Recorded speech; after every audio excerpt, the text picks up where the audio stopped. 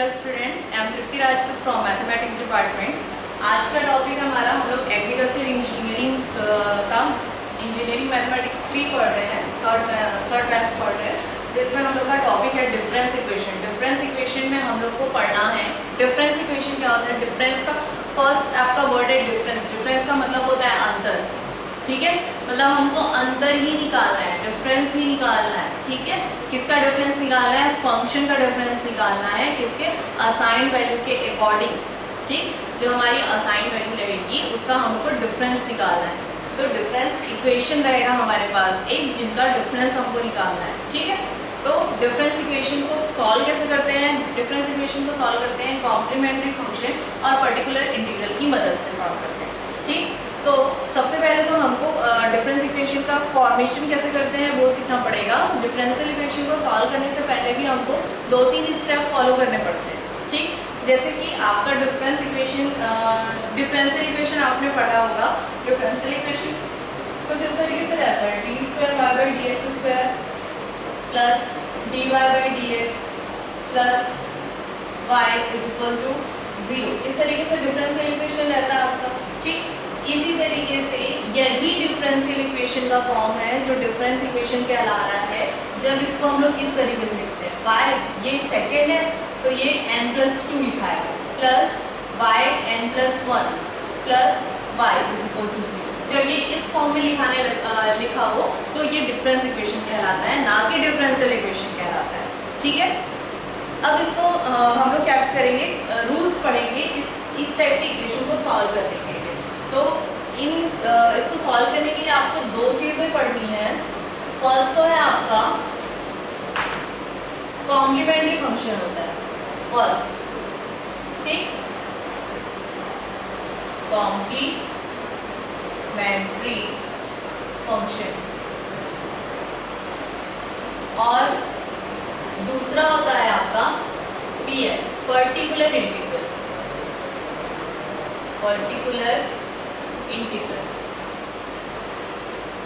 ठीक। इसका मतलब आपको 2 चीजें निकालनी पड़ेगी। अब ये इतना आसान नहीं है। कॉम्प्लीमेंट्री फंक्शन के लिए 3 कंडीशन होते हैं और पर्टिकुलर की इंटीग्रल के अंदर भी आपको कंडीशंस पढ़ने हैं। वो कंडीशंस इसके अंदर आपको 3 कंडीशंस पढ़ने हैं और इसके अंदर आपको 4 कंडीशन पढ़ने हैं, ठीक। अब सबसे पहले हम लोग डिफरेंशियल इक्वेशन में आते हैं। इसका डेफिनेशन है, a difference equation is a difference equation is a relation. A difference equation is a relation between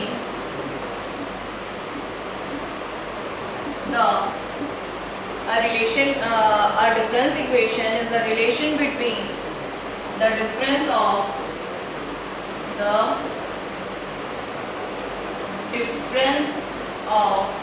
an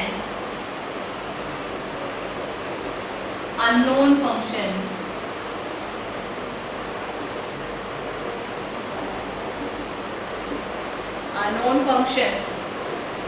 at one or more general value,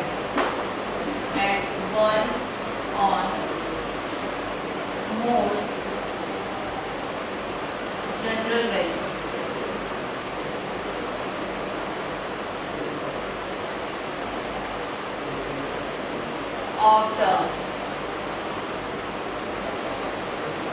argument,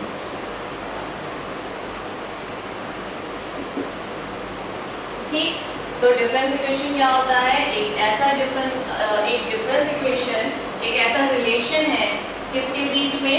the difference of an unknown function at one more general value of the arguments के बीच का relation है क्या? Difference equation, ठीक है।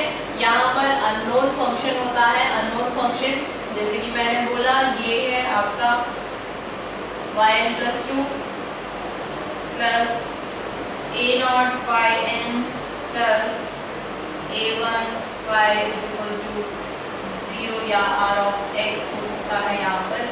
Are of x में लिखते हैं इसको, क्यू लिखेंगे हम लोग, क्यू क्यू, ठीक है, क्यू समझ लीजिए। तो इस इक्वेशन को आप लोग बोलते हैं डिफरेंस इक्वेशन। अब डिफरेंशियल इक्वेशन का फॉर्म, जो डिफरेंस इक्वेशन का फॉर्म है वो आपको कोई भी डिग्री का दे सकता है। यहाँ मैंने सेकेंड डिग्री डिफरेंस इक्वेशन लिखा है, आपके पास थर्ड ऑर्डर डिफरेंस इक्वेशन हो सकता है, फोर्थ ऑर्डर डिफरेंस इक्वेशन हो सकता है, फिफ्थ ऑर्डर डिफरेंस इक्वेशन भी हो सकता है, ठीक। अब इसके हम लोग देखेंगे वर्किंग रूल। वर्किंग रूल क्या है इसका, तो वर्किंग रूल पे आते हैं हम लोग।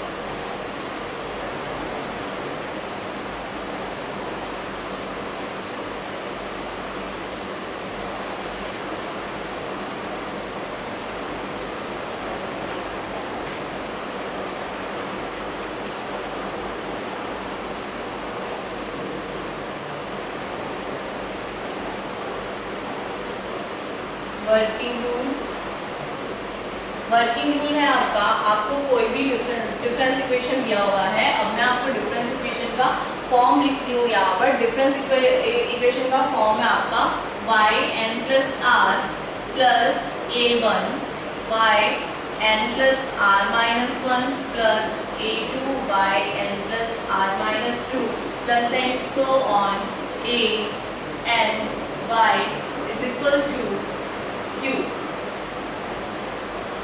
ठीक है। यहाँ जो q है वो क्या रहेगा, फंक्शन ऑफ n रहेगा, ठीक। q क्या है, फंक्शन ऑफ n है। आपको इस तरीके का कोई इक्वेशन दिया रहेगा, ये तो हो गया आपका फर्स्ट स्टेप, और यदि नहीं दिया तो आपको इस फॉर्म में लेके आना पड़ेगा, ठीक है। फिर सेकेंड स्टेप है इसका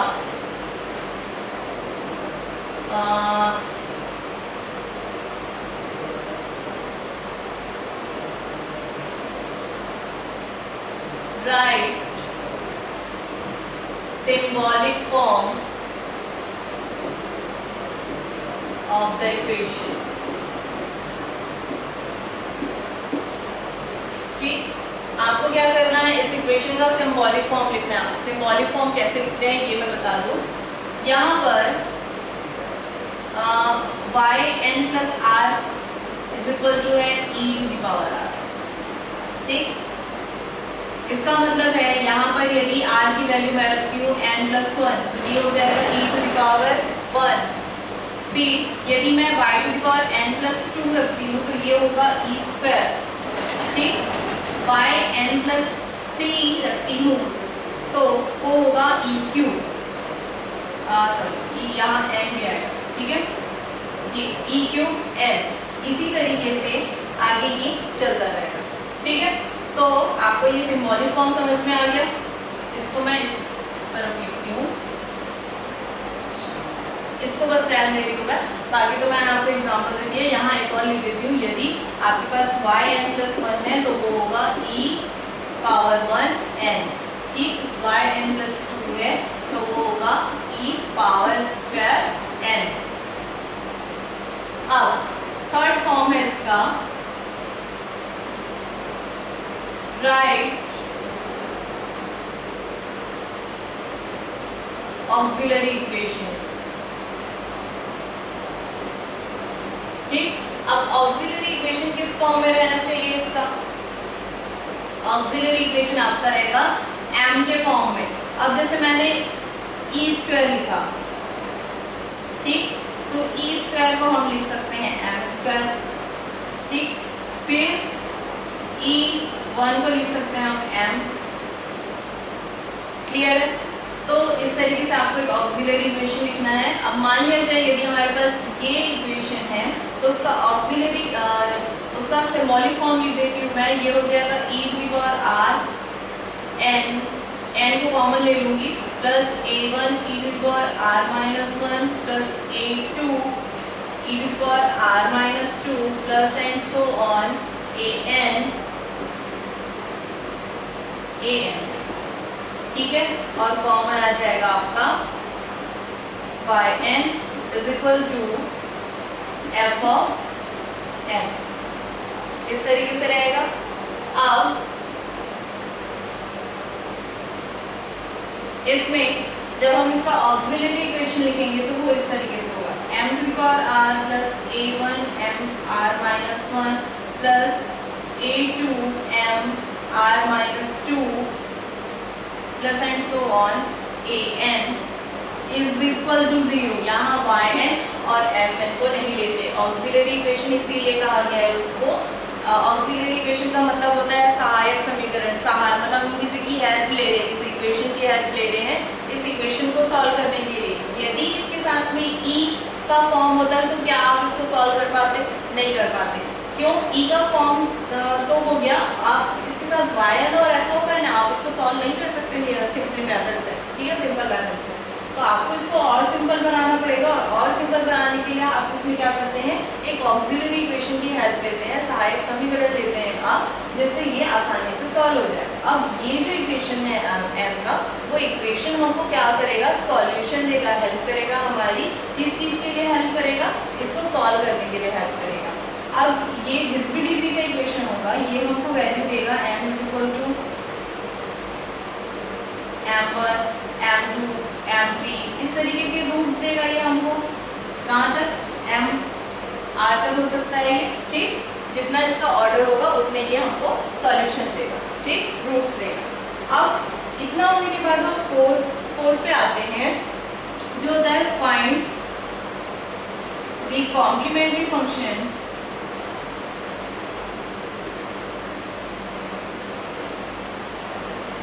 ऑफ द इक्वेशन।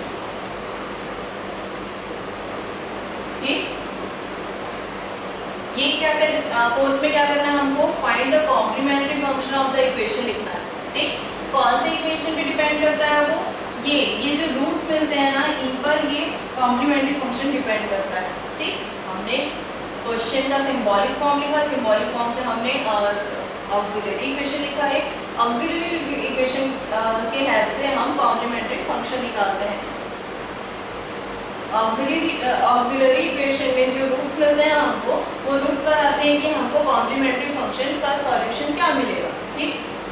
तो उसके लिए कॉम्प्लीमेंट्री फंक्शन का सॉल्यूशन देखते हैं हम लोग कैसा होता है।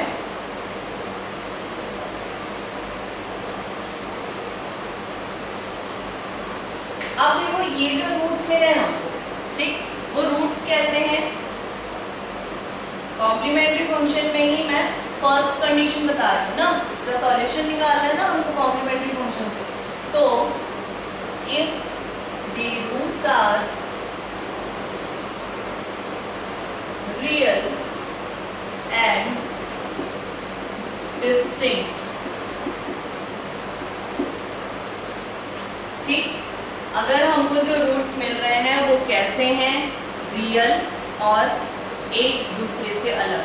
डिस्टिंक्ट का मतलब क्या होता है? डिफरेंट, अलग होना, एक दूसरे से अलग होना, ठीक है। तो हमारा कॉम्प्लीमेंट्री फंक्शन जो होगा वो होगा y is equal to c1 e to the power m1x plus c2 e to the power m2x। ये होगा हमारा कॉम्प्लीमेंट्री फंक्शन। ये जितने रूट्स होंगे उसके अकॉर्डिंग आगे चलता जाएगा, plus and so on cn e to the power x है ना, ये m3x, ये mnx, जितने रूट्स मिलेंगे हमको उसके अकॉर्डिंग ये जाएगा, ठीक। यदि वो second order linear difference, second order का डिफरेंस इक्वेशन है तो ये दो सेकेंड टर्म तक ही जाएगा। यदि थर्ड ऑर्डर का है तो थर्ड टर्म तक जाएगा, और यदि nth ऑर्डर का है तो nth टर्म तक जाएगा, ठीक है। इसके बाद में हम लोग पढ़ते हैं, एक मिनट, यहाँ पर आपको क्या करना है, E1 की जगह पे λ1 टू द पावर x लेना है, यहाँ λ2 टू द पावर x लेना है, और ये λ3 टू द पावर x, और ये है λn to the power x। यहाँ λ1 λ2 भी वही है, m1 m2 जो रूट्स निकल रहे हैं उसकी वैल्यू से आपकी, ठीक है। इसके बाद में हम लोग जाते हैं सेकंड कंडीशन में। सेकंड कंडीशन है आपका if the roots are real and equal. अब आपको जो रूट्स मिल रहे हैं वो कैसे हैं, रियल भी हैं और इक्वल भी हैं, ठीक है।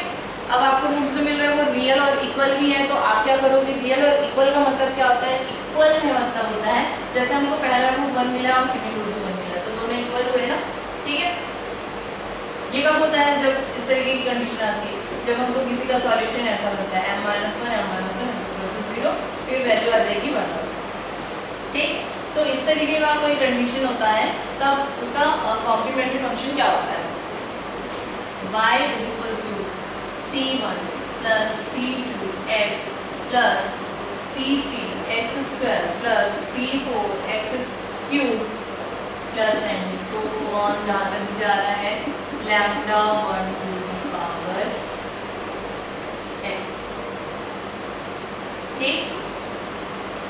अब ये समझ गए आप, यहाँ भी वही रूल है, यदि वो दो सेकेंड ऑर्डर का इक्वेशन है तो सेकेंड टर्म तक जाएगा, थर्ड का इक्वेशन है तो थर्ड तक जाएगा और फोर्थ का इक्वेशन है तो फोर्थ तक जाएगा, ठीक।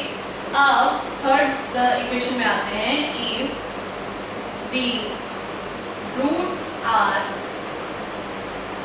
इमेजिनरी, ठीक। तीन ही कंडीशन होते हैं किसी भी इक्वेशन में, या तो रूट्स कैसे हो, या तो रूट्स अलग अलग हो सकते हैं, या तो इक्वल हो सकते हैं, रियल हो सकते हैं, या तो इमेजिनरी हो सकते हैं। इमेजिनरी का मतलब क्या होता है, ये किस फॉर्म में हो, अल्फा प्लस आई बीटा के फॉर्म में, ये इमेजिनरी वैल्यू है। अब यदि ये इमेजिनरी वैल्यू देती है तो उस कंडीशन में आपका फॉर्मूला हो जाता है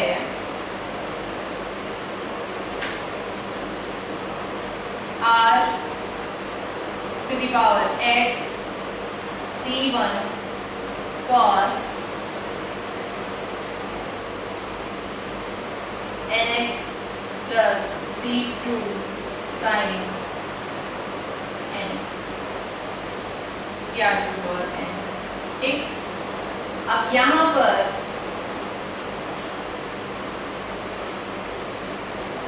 ये थीटा आना चाहिए, n थीटा, और ये भी n थीटा, ठीक। यहाँ पर क्या आएगा, r इज इक्वल टू क्या होता है, x square plus y square, ठीक। जब ये किस फॉर्म में हो, अल्फा प्लस आई बीटा के फॉर्म में, अभी अल्फा है तो ये क्या होगा, अल्फा स्क्वायर और बीटा स्क्वायर, ठीक। तो r की वैल्यू क्या होगी, under root alpha square plus beta square, ठीक है। और थीटा इज इक्वल टू क्या होता है, tan inverse beta upon alpha. ये दोनों वैल्यू आपको कहाँ से मिलेगी, इस r की वैल्यू मिलेगी इस फॉर्मूले से, और इस थीटा की वैल्यू मिलेगी आपको tan inverse beta upon alpha से। क्लियर है, ये हो गया कॉम्प्लीमेंट्री फंक्शन, ठीक। अब आपका फिफ्थ स्टेप है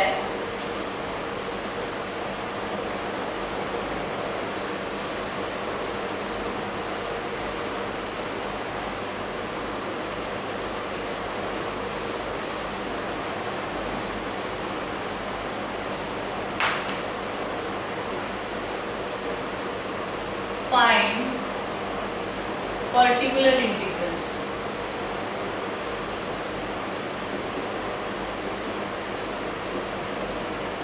ठीक।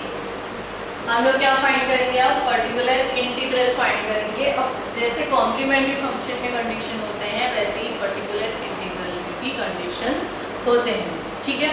पर्टिकुलर इंटीग्रल में क्या कंडीशन होते हैं और किस पे डिपेंड करते हैं, देखो कॉम्प्लीमेंट्री फंक्शन जो है वो केसेस, उसके सारे केसेस किस पे डिपेंड करते हैं, आपके डिपेंड करते हैं रूट्स पे डिपेंड करते हैं कि रूट्स हमको कैसे मिले हैं, रियल मिले हैं, डिस्टिंक्ट मिले हैं, इक्वल मिले हैं और इमेजिनरी मिले हैं, इन पे डिपेंड किया रूट्स पे।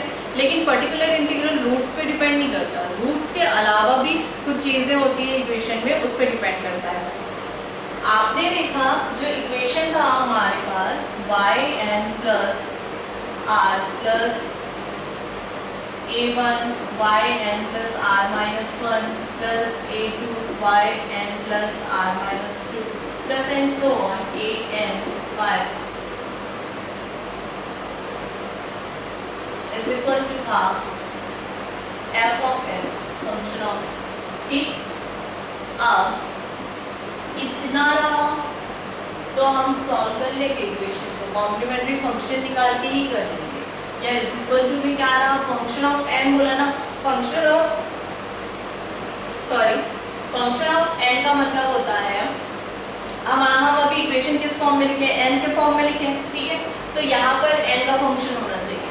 अब यदि ये इक्वेशन कैसा रहता, y x plus are plus a one y n plus x plus are minus one plus and so on, मतलब एक्स के फॉर्म में रहता है। यहाँ क्या रहता, एक्स रहता, तो हम लोग का यहाँ फंक्शन क्या होना चाहिए था, एफ ऑफ एक्स, ठीक। अब यदि यहाँ पर x की जगह पे क्या होता, z होता है, ठीक है, z होता, तो यहाँ पर फंक्शन ऑफ z चाहिए था।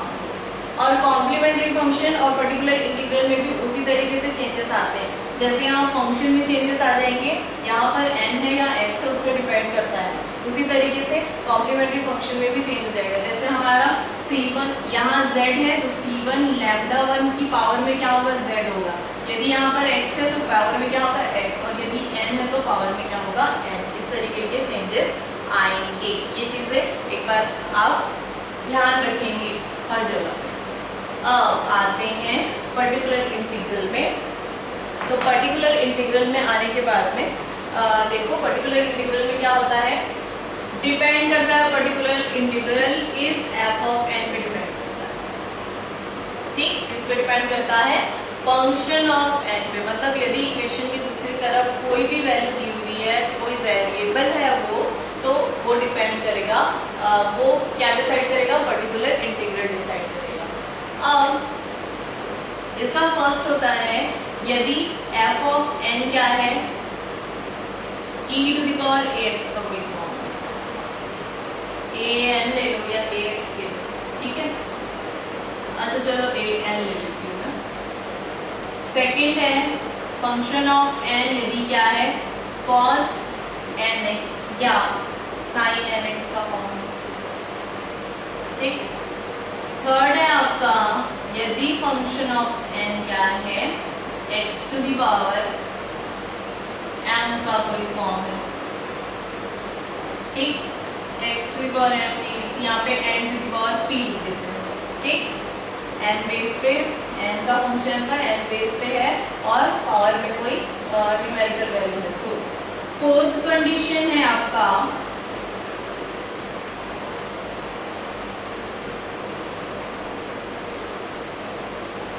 f, ये है आपका a to the power n का कंडीशन है। यदि आपका a to the power n रहा, फिर cos nx sin nx रहा, फिर n to the power p, ठीक। ये तीन कंडीशन है आपके। और एक और कंडीशन है, function of n is equal to है आपका है a to the power n into n to the power p दिया हुआ आपको, ठीक। तो ये चार कंडीशन है जो आपको पर्टिकुलर इंटीग्रल में पढ़ने हैं। अब इस कंडीशन का सॉल्यूशन कैसा होता है, pi यदि a to the power n है हमारा, तो a to the power n है, तो फंक्शन पर्टिकुलर इंटीग्रल का फॉर्म होगा सबसे पहले तो आपका 1/phi of e into f of n होगा, ठीक। पर्टिकुलर इंटीग्रल का फॉर्म, ये phi ऑफ e क्या है, जो हम इस इक्वेशन का सिंबॉलिक फॉर्म लिखते हैं, e to the power e n plus are plus a1 e n plus are minus 1 plus and so on is equal to 0, ठीक।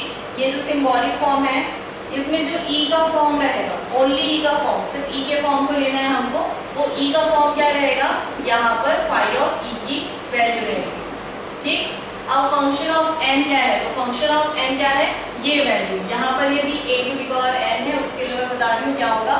यदि ये value a to the power n है, तो आपको क्या करना है, इसका सॉल्यूशन क्या हो जाएगा, phi of a into a to the power n, ठीक। क्या हुआ है, a की वैल्यू को हम कहाँ पुट करेंगे, a की जगह पे जो भी वैल्यू होगी, जो भी न्यूमेरिकल वैल्यू होगी, उसकी वैल्यू कहाँ पुट हो जाएगी, e की जगह पे पुट हो जाएगी, ठीक। ये कंडीशन कब होती है, जब phi ऑफ a क्या हो, इज नॉट इक्वल टू 0। जब हम a रखते हैं तो ये फंक्शन 0 नहीं होना चाहिए, तभी हम उसकी वैल्यू a रख सकते हैं, ठीक, वरना नहीं रख सकते। हाँ, कंडीशन के लिए भी सॉल्यूशन है, जब फाई ऑफ ए क्या हो जाए इज इक्वल टू 0 हो जाए तो उसका सॉल्यूशन कुछ इस तरीके से होता है 1 अपॉन ये डिपेंड करता है इसमें, यदि हमारे पास जो फंक्शन ऑफ ई है वो इस फॉर्म में है e माइनस ए, तो उसका सॉल्यूशन हो जाएगा n a to the power n, ठीक। यदि इसका सॉल्यूशन है e minus a, n minus 1 होगा, फिर ये स्क्वायर है तो ये हो जाएगा n minus 1 a to the power n माइनस, ठीक। अब समझ लो इसका इसके पावर्स इस तरीके से बढ़ते जाएंगे, वैसे ही इसकी वैल्यू बाहर आती जाएगी, मतलब आगे हो जाएगा n minus 1 n minus 2 a to the power n minus 2, इस तरीके से वो सॉल्व होता जाएगा, ठीक। ये हुआ फर्स्ट कंडीशन के लिए सॉल्यूशन। अब सेकंड कंडीशन के लिए सॉल्यूशन देखते हैं पर्टिकुलर इंटीग्रल का। तो देखो सेकंड कंडीशन क्या है, cos nx sin nx है, ठीक। cos nx sin x पे दोनों की कंडीशन वही है। आपको क्या करना है, सबसे पहले तो पर्टिकुलर इंटीग्रल का form pi is equal to pi of e में इसकी वैल्यू रखेंगे आप cos nx या sin nx। अब यदि cos nx है यहाँ पर, ठीक, तो बता दूं मैं cos nx की वैल्यू होती है e to the power x e to the power nx plus e to the power minus nx upon n, sorry upon 2, ठीक। और sin nx की वैल्यू होती है e to the power nx minus e to the power minus nx upon 2, ठीक। अब इसमें से जो भी वैल्यू होगी यहाँ पर वो आपको यहाँ रख देंगे, ठीक। रखने के बाद में आप क्या करोगे, उसको मल्टीप्लाई करोगे। जैसे यहाँ पर मैंने रख दिया 1/5 ऑफ e में cos nx की वैल्यू रख दी हूँ e to the power nx plus e to the power minus nx upon 2 रख दी। अब इसको मैं मल्टीप्लाई करूँगी इसके साथ, 1/2 तो कॉमन है, इसके साथ अंदर मल्टीप्लाई कर रही हूँ, तो phi of e to the power nx हो गया plus phi of e to the power minus nx हो गया, ठीक। अब जैसे कि पहला टर्म लेके थे हम लोग a to the power n वाला, ठीक है। तो a to the power n के केस में क्या हुआ था, फाई ऑफ e की जगह क्या रख देते हैं, a रख देते हैं। तो यहाँ भी वही करेंगे, हम क्या करेंगे 1/2, यहाँ पर n है, यहाँ पर जो भी वैल्यू रहेगी उसको हम लोग यहाँ पर फाई ऑफ a पुट करेंगे, ठीक है, दोनों में। तो मैं a ले रही हूँ एक को और एक को फाई ऑफ b ले रही हूँ, ये आएगा आपका सॉल्यूशन, ठीक। ये हुआ cos nx और sin nx के लिए। अब थर्ड कंडीशन है n to the power p का। तो n to the power p का सॉल्यूशन कैसे होता है, फिर से pi में हम वैल्यू रख दिए, पहले तो phi of e n to the power p, फिर यहाँ यदि n to the power p है तो हमको फाई ऑफ e को क्या करना है, फाई ऑफ e की जगह पे रखना है 1 प्लस डेल, ठीक। उसके बाद में 1 प्लस डेल इनवर्स निकालना है, फिर बायनोमियल थ्योरम से इसका प्रसार करना है और उसको सॉल्व करना है। ये हो गई थर्ड कंडीशन। अब आए फोर्थ कंडीशन पे, तो यहाँ पर दिया है a to the power n into n to the power p दिया हुआ है, ठीक। तो क्या करना है, यहाँ पर a n के लिए अलग सॉल्व होगा function of pi of e, और n to the power p के लिए अलग सॉल्व होगा। कैसे, pi is equal to 1/5 e a to the power n into n to the power p है यदि, तो हम पहले a to the power n के लिए सॉल्व करेंगे। अब आप पहले कंडीशन में जो करते थे वो क्या करते थे, फाई ऑफ e की जगह पे a की वैल्यू रख देते थे, लेकिन यहाँ ऐसा नहीं करना है। यहाँ क्या हो जाएगा, यहाँ क्योंकि दो फंक्शन एक साथ है, इसीलिए जब हम लोग पहले इसके लिए सॉल्व करते हैं तो उसका सॉल्यूशन हो जाता है phi of e plus a e, ठीक।